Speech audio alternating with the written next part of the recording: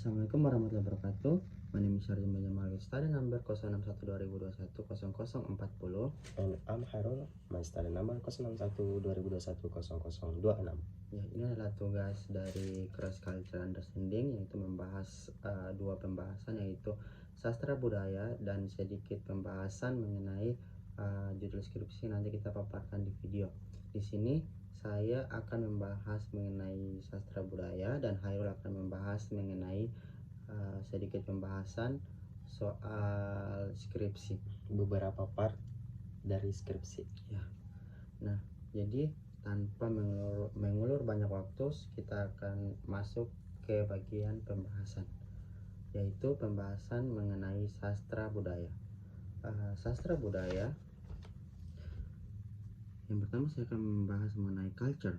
Culture adalah the way of life, atau biasa kita katakan sebagai cara hidup atau cara untuk bertahan hidup.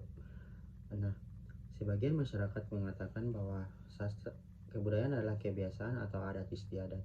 Kebudayaan juga dapat dibagi menjadi tiga, yaitu ide, tindakan, dan karya. Jika ada beberapa karya yang masuk dalam tiga yang saya sebut tadi, maka bisa disebut dengan kebudayaan. Di sini juga kita bisa melihat arti dari sastra.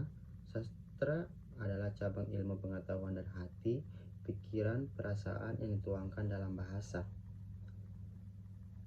sebagai medianya. Nah, dari kalimat tersebut saja kita sudah bisa memahami atau mengetahui bahwa sastra dan kebudayaan itu berhubungan atau bisa dapat disatukan. Nah, jadi sekali lagi saya jelaskan kenapa sastra dan budaya dapat disatukan atau berhubungan, karena dari definisi sastra saja cabang ilmu pengetahuan dari hati, pikiran, perasaan dituangkan dalam bahasa. Nah, di situ saja kita bisa tahu dan kita bisa mengambil kesimpulan bahwa sastra dan culture itu berhubungan. Nah, bahasa juga dibagi menjadi dua, yaitu nonverbal dan verbal. Verbal adalah bahasa lisan, nonverbal adalah bahasa tubuh. Nonverbal itu suatu bahasa yang dihasilkan menggunakan gerakan tubuh. Yang selanjutnya adalah fungsi sastra. Fungsi sastra adalah belajar tentang manusia untuk memanusiakan manusia. Sedangkan definition of culture, yaitu where there are humans there is a culture, yang sebagaimana kita tahu, di mana ada manusia di situ ada budaya. Nah, di situ juga kita bisa ambil kesimpulan bahwa fungsi sastra dan culture definition itu sangat berhubungan dan bisa disatukan karena dua-duanya mempelajari mengenai manusia. Dan culture definition juga mempunyai beberapa pillars, yaitu 7 pillars, yang dimana language, organization, social organization, living equipment including IT system, livelihoods, religion, and art. Jika kalian mendapatkan beberapa karya yang masuk dalam 7 pilar tersebut, maka bisa disebut dengan culture. Di sini ada beberapa tantangan dalam pengertian kebudayaan. Sebagian masyarakat mengatakan bahwa kebudayaan adalah adat istiadat atau kebiasaan. Di situ juga saya juga dapat pengertian di buku waktu saya SMA bahwa definisi sastra adalah kebiasaan atau adat istiadat. Tapi waktu saya kuliah, saya mendapatkan definisi bahwa kebudayaan itu dinamis dan bisa berubah-ubah atau biasa kita sebut dengan changeable. Nah, di situ ada beberapa tantangan dari dua pengertian sastra, yaitu yang pengertian pertama itu sastra adalah adat istiadat atau kebiasaan, dan pengertian kedua yaitu kebudayaan adalah dinamis atau bisa berubah-ubah atau biasa kita sebut dengan changeable. Di situ ada beberapa tantangan bahwa pengertian dari kebudayaan itu berbeda satu sama lain. Nah, kita masuk ke karya sastra. Karya sastra pertama kali muncul adalah pidato atau ceramah, yang pada zaman dahulu para orang tua kita disebut dengan penceramah atau chairman.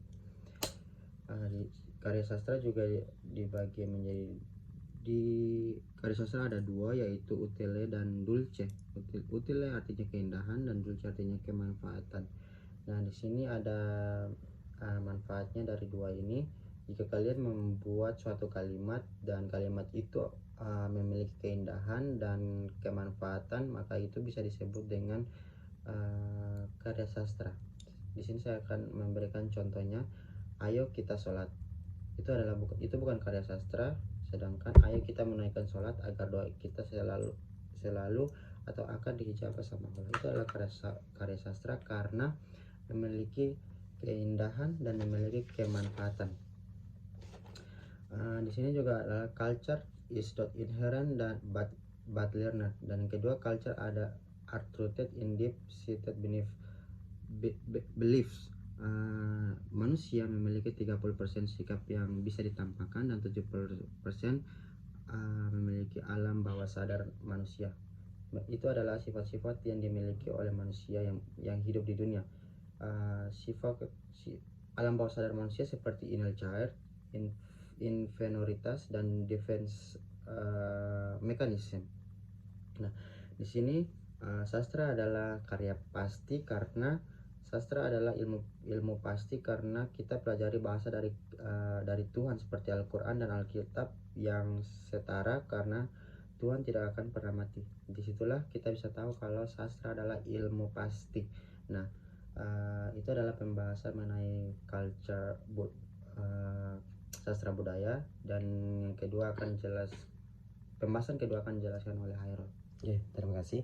Nah, tadi sudah dibahas nih tentang sastra budaya. Nah, di sini saya mengambil judul skripsi membahas tentang sastra budaya juga, tidak jauh-jauh dari suku Sulawesi Selatan. Nah, Mapa Dendang. Nah, sebelumnya Arjun sudah tahu tidak apa itu Mapa Dendang? Saya warga luar Sulawesi, saya tidak tahu. Oke. Nah, di sini saya mengambil skripsi dengan judul Nilai Solidaritas Sosial dalam Tradisi Mapa Dendang pada Masyarakat Paceke di Kabupaten Baru. Nah, kenapa saya mengambil judul ini? Karena ini berkaitan sama suku Bugis, di mana suku saya sendiri, dan memberikan informasi kepada orang-orang, terutama juga Arjun yang dari luar Sulawesi. Nah, di sini ada latar belakang dari judul skripsi ini. Nah, di mana masalah kehidupan masyarakat tradisional tidak lepas dari beragam aktivitas yang masih berhubungan dengan warisan leluhur, warisan turun temurun, di mana memberi ciri penting dalam kehidupan yang bersifat agraris pada masyarakat.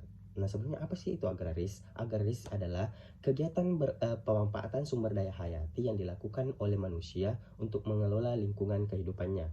Salah satu tradisi yang paling sering kita lihat di masyarakat Bugis itu upacara adat. Nah, di mana di sini orang Bugis Sulawesi Selatan mereka memiliki tradisi Mapa Dendang, yang dimana telah dibina sejak beberapa abad lampau.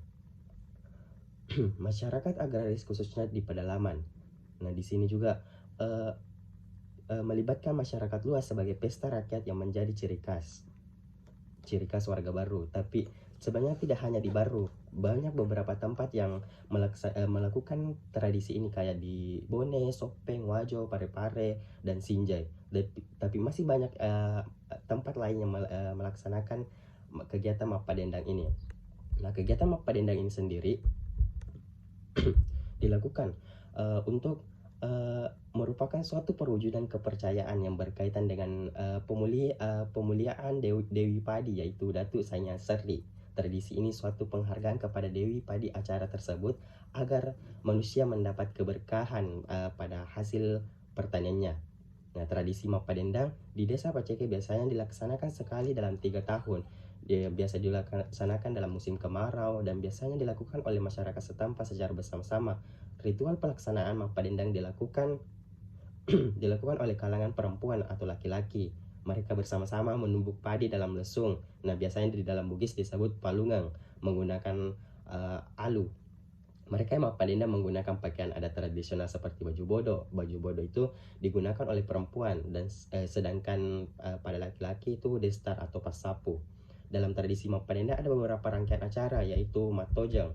Nah, matojang sendiri itu kayak ayunan gitu. Dari beberapa rangkaian itulah terlihat jelas adanya kerjasama yang terbina kuat membangun masyarakat dalam melaksanakan tradisi Mapadendang. Masyarakat Desa Paceka menjadikan kegiatan Mapadendang sebagai tradisi sekaligus hiburan melepas lelah setelah mengolah pertanian dalam setiap siklus musim tanam dan panen. Nah, di sini terdapat rumusan masalah. Terdapat 3 rumusan masalah. Yang pertama, bagaimana proses pelaksanaan tradisi Mapadendang yang dilaksanakan oleh masyarakat Pacaya di Kabupaten Baru. Yang kedua, bagaimana bentuk pelaksanaannya. Yang ketiga, fungsi sosial apakah yang terdapat dalam tradisi Mapadendang pada masyarakat Paceke. Nah, teori sendiri pembahasan dalam tradisi Mapadendang dilakukan dengan menerapkan teori struktural fungsionalisme Redfield Brown. Fungsionalisme struktural memandang masyarakat sebagai suatu sistem yang berintegritas secara fungsional ke dalam suatu bentuk equilibrium. Pendekatan fungsionalisme struktur ini timbul lewat cara pandang yang menyamakan masyarakat dengan organisme biologis. Metode pengumpulan data pada penelitian ini menggunakan metode penelitian lapangan dengan cara observasi, wawancara, dokumentasi, dan metode penelitian pustaka. Analisis data dilakukan dengan menggunakan deskriptif kualitatif, yakni menjelaskan data-data tersebut sesuai dengan keadaan yang sebenarnya. Nah, itu tadi beberapa informasi tentang skripsi ini. Semoga bermanfaat bagi pendengar. Sekian dari saya. Itu adalah pembahasan mengenai karya budaya atau sastra budaya, dan itu juga adalah sedikit pembahasan mengenai judul skripsi dan alasan kenapa kita mengambil judul skripsi itu untuk dipaparkan di video. Mungkin itu adalah akhir dari video ini. Saya ucapkan terima kasih banyak dan assalamualaikum warahmatullahi wabarakatuh.